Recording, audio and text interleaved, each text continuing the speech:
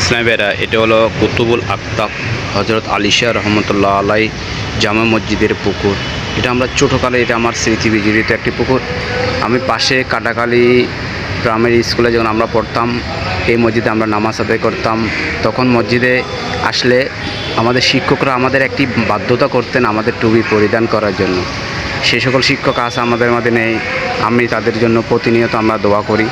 আমরা নামাজের পরে বলি, রাব্বির হামহুমা কামা রাব্বায়ানি সাগীরা ওয়াফুর রাব্বির হামহুমা কামা রাব্বায়ানি সাগীরা ওয়াফুর রাব্বির হামহুমা কামা রাব্বায়ানি সাগীরা। এটা অর্থ হলো আমাদের উস্তাদ যারা আমাদেরকে টুপি পরা শিখিয়েছে, আজ টুপি পরতেছি, তাদের শিক্ষা। ওরা আমাদেরকে যদি টুপি না পরাইতো, আমরা টুপি না পরতাম। আজকে আমরা সমাজে প্রতিষ্ঠিত হয়েছি, আজ সারা বিশ্বের ওয়ার্ল্ডের সেরা বক্তা হয়েছি একমাত্র শিক্ষকদের বদৌলতে। তারা যদি আমাদেরকে শাসন না করতেন, আজকে বিশ্বের সেরা, ওয়ার্ল্ড সেরা বক্তা হতে পারতাম না। আজকে পৃথিবীতে সমাজসেবক হতে পারতাম না। আজকে ভালো জব করতে পারতাম না। তাই ইসলামী ভাইরা, আমরা যখন উজু করব, পশ্চিম দিকে ফিরে উজু করার হলো সুন্নাত।